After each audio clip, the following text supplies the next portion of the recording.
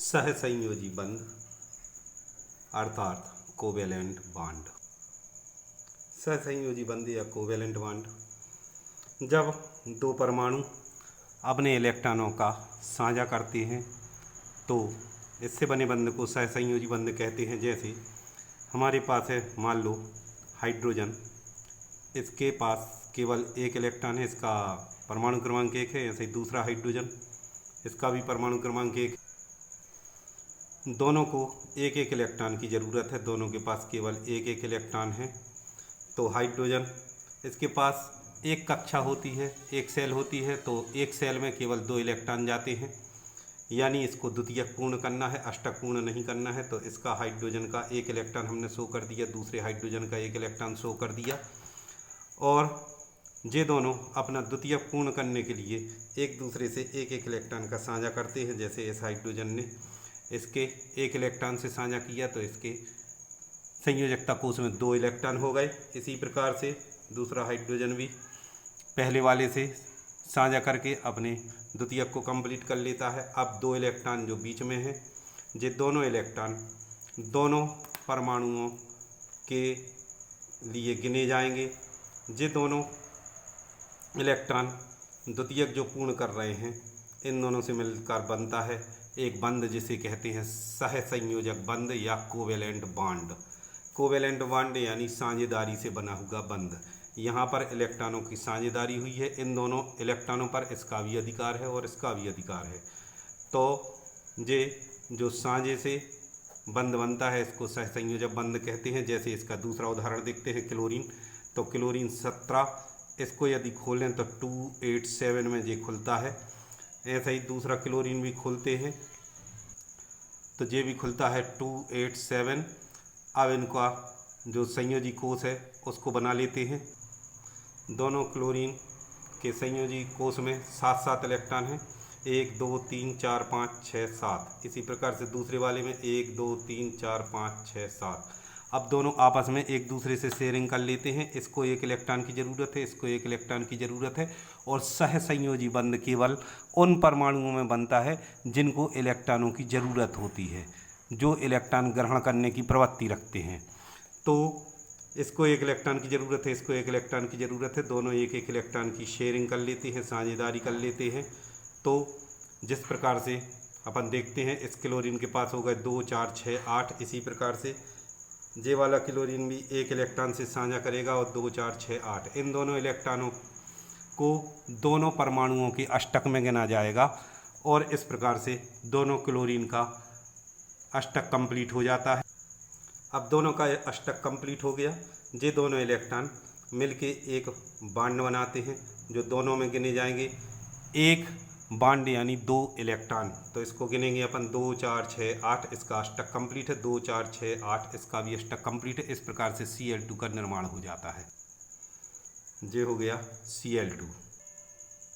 जब 2 परमाणुओं के बीच में केवल एक बंध बनता है तो इसको एकल सहसंयोजक बंध कहते हैं, सिंगल कोवेलेंट बॉन्ड। इसी प्रकार से सहसंयोजक बंध के 3 प्रकार होते हैं, एकल, द्वि और त्रि सहसंयोजक बंध। ये हो गया एकल सहसंयोजक बंध। सहसंयोजक बंध के दूसरे उदाहरण में देखते हैं ऑक्सीजन के अणु का बनना। तो ऑक्सीजन का परमाणु क्रमांक होता है 8, यानी एटम का नंबर 8 2 6 2 6 के आधार पर खुलते हैं। पहली कक्षा में 2 इलेक्ट्रॉन जाते हैं और दूसरी कक्षा में 6 इलेक्ट्रॉन जाते हैं। इसको 2 इलेक्ट्रॉन की ज़रूरत है, और इसी प्रकार से दूसरे ऑक्सीजन को भी 2 इलेक्ट्रॉन की ज़रूरत है। दोनों को 2 2 इलेक्ट्रॉन की ज़रूरत है, इसीलिए दोनों ऑक्सीजन 2 2 इलेक्ट्रॉन का साझा करते हैं। ये वाला ऑक्सीजन इसके 2 इलेक्ट्रॉनों से साझा करता है, और इसके गोले में देखिए 8 हो जाते हैं, 2 4 6 8, यानी इसका अष्टक कंप्लीट है, यानी ऑक्टेट कंप्लीट है। इसी प्रकार से दूसरा ऑक्सीजन भी पहले वाले से 2 इलेक्ट्रॉनों का साझा करता है। साझा हमेशा बराबरी का होता है, तो 2 से इसने किया, इसीलिए 2 से इसने किया। इसके पास भी हो गए 2 4 6 8। इस प्रकार से दोनों का ऑक्टेट कंप्लीट है, और इनका स्ट्रक्चर ऐसा बन जाएगा 1 2 3 4। अब इन दोनों इलेक्ट्रॉन से एक सहसंयोजक बंध बनता है, इन 2 इलेक्ट्रॉनों से एक सहसंयोजक बंध बनता है। तो इस प्रकार से ये एक बंध 2 इलेक्ट्रॉन के रूप में गिना जाएगा, जे एक बंध भी 2 इलेक्ट्रॉनों के रूप में गिना जाएगा। इस प्रकार से हम गिन के देखते हैं 2 4 6 8 इसका ऑक्टेट कंप्लीट है, 2 4 6 8 इसका भी ऑक्टेट कंप्लीट है। इस प्रकार से ऑक्सीजन का अणु बनता है। इसी प्रकार के बंध को जिसमें डबल बॉन्ड बनते हैं इनको द्विसह संयोजक बंध यानी डबल कोवेलेंट बॉन्ड बोलते हैं।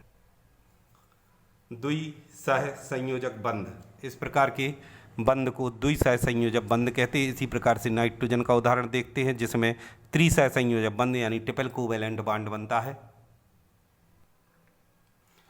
नाइट्रोजन में बाहरी कक्षा में 5 होते हैं, नाइट्रोजन 7 यानी 2,5, दूसरा नाइट्रोजन भी 2,5 यानी बाहरी कक्षा संयोजकता कोष में केवल 5 इलेक्ट्रॉन होते हैं। इनको 3 की ज़रूरत है, 5 और 3 8 हो जाएंगे तो इसका अष्टक कंप्लीट हो जाएगा। इस प्रकार से 2 नाइट्रोजन आपस में मिलते हैं तो 1 2 3 4 5 इसके अपन ने 5 इलेक्ट्रॉन प्रदर्शित कर दिए। इसी प्रकार से दूसरे नाइट्रोजन के भी 5 इलेक्ट्रॉन प्रदर्शित कर दिए। अब दोनों को 3 3 की ज़रूरत है तो ये 3 3 इलेक्ट्रॉनों की साझेदारी कर लेंगे और इस प्रकार से इस नाइट्रोजन के गोले में गिने तो 1 2 3 4 5 6 और 8। इसी प्रकार से इसके में गिने तो 3 और 3 6 और 2 8। इस प्रकार से दोनों नाइट्रोजन का अष्टक कंप्लीट हो जाता है और इनको इस प्रकार से लिखा जाता है नाइट्रोजन और नाइट्रोजन। ये जो शेष इलेक्ट्रॉन बचे हैं जोड़े में, जब भी बंध बनने के बाद जो जोड़े में शेष इलेक्ट्रॉन बचते हैं उन्हें एकाकी इलेक्ट्रॉन युग्म या लोन पेयर ऑफ इलेक्ट्रॉन बोलते हैं। इन दोनों से एक बंध बना तो ये पहला बंध, इन दोनों से दूसरा बंध बना तो ये दूसरा बंध, इन दोनों से तीसरा बंध बना तो ये तीसरा बंध। इस प्रकार से ट्रिपल बॉन्ड बनता है। इसको त्रिसह संयोजक बंध कहते हैं। इस प्रकार से सह संयोजी बंध 3 प्रकार के होते हैं, एकल सह संयोजी बंध, द्विसह संयोजी बंध और त्रिसह संयोजी बंध। अब नाइट्रोजन में जो ट्रिपल बॉन्ड है इनमें अपन एक चीज़ और देखते हैं, सिग्मा और पाई। तो हमेशा याद रखिएगा, हमेशा सिंगल बॉन्ड या पहला बंध हमेशा सिग्मा बंध कहलाता है। तो यहाँ पर नाइट्रोजन में पहला सिग्मा कहलाएगा, दूसरा पाई कहलाएगा और तीसरा भी पाई कहलाएगा। यहाँ पर ऑक्सीजन में देखें तो डबल बॉन्ड है तो पहला हमेशा सिग्मा और दूसरा पाई। यहाँ पर क्लोरीन में केवल एक बॉन्ड है इसलिए ये केवल सिग्मा बॉन्ड कहलाएगा। अभी जो उदाहरण देखे थे वो एक ही प्रकार के परमाणुओं के देखे थे। अब 2 प्रकार के परमाणुओं के देखते हैं।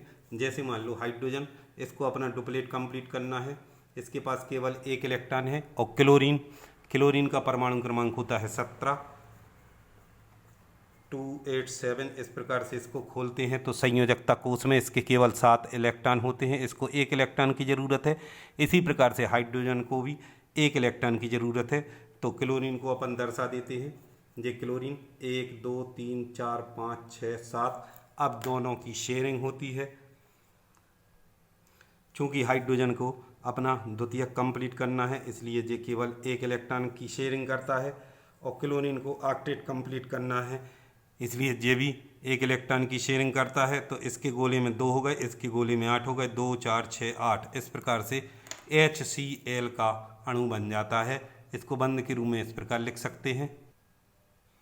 अब HCl बनने के बाद क्लोरीन पर जो इलेक्ट्रॉन शेष बचते हैं 2 4 6 8, जो इलेक्ट्रॉन के जोड़े शेष बचते हैं इन इलेक्ट्रॉन के जोड़ों को लोन पेयर ऑफ इलेक्ट्रॉन या एकाकी इलेक्ट्रॉन युग्म बोलते हैं।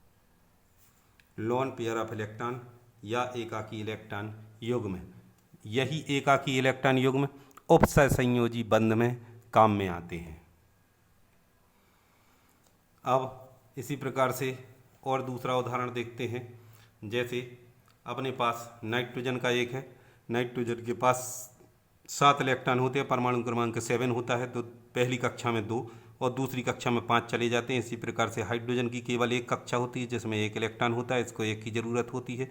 इसी प्रकार से दूसरे हाइड्रोजन को भी और इसी प्रकार से तीसरे हाइड्रोजन को भी 1 इलेक्ट्रॉन की ज़रूरत होती है। अब नाइट्रोजन इसके अपन 5 इलेक्ट्रॉन को शो कर देते हैं, 1 2 3 4 5। ये आयुग्मित इलेक्ट्रॉन होते हैं जो बंध बनाने में भाग लेते हैं, आयुग्मित इलेक्ट्रॉन ही बंध बनाने में भाग लेते हैं। इसी प्रकार से हाइड्रोजन, इसके पास 1 इलेक्ट्रॉन है, दूसरा हाइड्रोजन इसके पास 1 इलेक्ट्रॉन है, तीसरा हाइड्रोजन इसके पास 1 इलेक्ट्रॉन है। तीनों हाइड्रोजन 1 इलेक्ट्रॉन से अपनी शेयरिंग कर लेंगे और अपना द्वितीयक कंप्लीट कर लेंगे। इसी प्रकार से नाइट्रोजन प्रत्येक हाइड्रोजन के 1 इलेक्ट्रॉन से साझेदारी करके और अपना अष्टक कंप्लीट कर लेगा। इस प्रकार से अमोनिया का अणु बनता है। अब चूंकि 2 इलेक्ट्रॉन से मिलके एक बॉन्ड बनता है तो इसका स्ट्रक्चर आ जाएगा नाइट्रोजन, एक इन दोनों से एक, इन दोनों से एक और इन दोनों से एक, जे एकाकी इलेक्ट्रॉन युग्म या लॉन पेयर ऑफ इलेक्ट्रॉन। इस प्रकार से अमोनिया का अणु बन जाता है। इसी को अपन NH3 यानी अमोनिया बोलते हैं। अब देखते हैं कार्बन में। तो कार्बन में पहली कक्षा में 2 और दूसरी कक्षा में 4, इस प्रकार से 6 इलेक्ट्रॉन होते हैं। क्योंकि कार्बन का परमाणु क्रमांक 6 होता है, हाइड्रोजन का 1, तो पहली कक्षा में केवल 1। इसको 1 इलेक्ट्रॉन की ज़रूरत है, किंतु कार्बन को 4 इलेक्ट्रॉनों की ज़रूरत है अपना अष्टक कंप्लीट करने के लिए। तो एक कार्बन एक हाइड्रोजन से जुड़ेगा। इस प्रकार से 4 हाइड्रोजन इस कार्बन के अष्टक को पूर्ण करेंगे। किस प्रकार से होता है देखिए। कार्बन इसके जो 4 इलेक्ट्रॉन चारों आयुग्मित हैं, हाइड्रोजन इसी प्रकार से 4 हाइड्रोजन आपस में साझा करने के लिए, रासायनिक बंध बनाने के लिए आते हैं। और ये चारों हाइड्रोजन अपने एक एक इलेक्ट्रॉन का साझा करके अपना द्वितीयक कंप्लीट कर लेते हैं, डुप्लेट कंप्लीट कर लेते हैं। इसी प्रकार से कार्बन चारों हाइड्रोजन के एक एक इलेक्ट्रॉन से साझा करके और CH4 का निर्माण कर लेता है। इस प्रकार से मेथेन बन जाती है। इन दोनों इलेक्ट्रॉनों से एक बंध, इसी प्रकार से सभी 2 इलेक्ट्रॉनों से एक एक बंध बन जाता है। और कार्बन का स्ट्रक्चर इस प्रकार से हो जाता है। जे C है, जे हाइड्रोजन, जे हाइड्रोजन, जे हाइड्रोजन और जे हाइड्रोजन। कार्बन में कोई भी लॉन पेयर ऑफ इलेक्ट्रॉन नहीं है। इसी को CH4 लिखते हैं, जिसको मेथेन बोलते हैं। अब अगला उदाहरण देखते हैं। कार्बन 6 है, तो पहली कक्षा में 2 और दूसरी में 4, इसी प्रकार से ऑक्सीजन में 8 होते हैं। तो पहली कक्षा में 2 इलेक्ट्रॉन और दूसरी कक्षा में 6 इलेक्ट्रॉन चले जाते हैं। इसी प्रकार से दूसरी ऑक्सीजन का भी परमाणु क्रमांक 8 है। पहली कक्षा में 2, दूसरी में 8। इसको 2 इलेक्ट्रॉन की ज़रूरत है, इसको 2 इलेक्ट्रॉन की ज़रूरत है, किंतु कार्बन को 4 इलेक्ट्रॉन की ज़रूरत है। सभी को अपना अष्टक पूर्ण करना है। तो इनमें भी सहसंयोजक बंध पाया जाता है। पहले हम बना लेते हैं कार्बन। इसके पास 4 इलेक्ट्रॉन हैं, 1 2 3 4। इसी प्रकार से एक ऑक्सीजन जिसके संयोजकता कोष में 6 इलेक्ट्रॉन हैं, 1 2 3 4 5 6। अब दूसरा ऑक्सीजन 1 2 3 4 5 6। इस प्रकार से दोनों ऑक्सीजन अपना अष्टक कंप्लीट करने के लिए कार्बन के 2 इलेक्ट्रॉनों से शेयरिंग करेंगे। ये वाला भी करेगा। इसी प्रकार से कार्बन भी अपना अष्टक पूर्ण करने के लिए दोनों ऑक्सीजन से 2 इलेक्ट्रॉन की शेयरिंग करेगा। अब इसमें गिने तो 2 4 6 8, इसका ऑक्टेट कंप्लीट है। इसी प्रकार से 2 4 6 8 इस ऑक्सीजन का भी ऑक्टेट यानी अष्टक पूर्ण हो चुका है। इसी प्रकार से कार्बन का 2 4 6 8 कार्बन का भी अष्टक पूर्ण हो गया है। और इस प्रकार से अब इसकी आकृति, इसका जो स्ट्रक्चर है इलेक्ट्रॉनों से, वो इस प्रकार से बन जाएगा। C double bond O double bond O। और ऑक्सीजन पर लॉन पेयर ऑफ इलेक्ट्रॉन होते हैं जी, तो इनको दर्शाया जाता है इस प्रकार से। CO2 यानी कार्बन डाइऑक्साइड का निर्माण हो जाता है।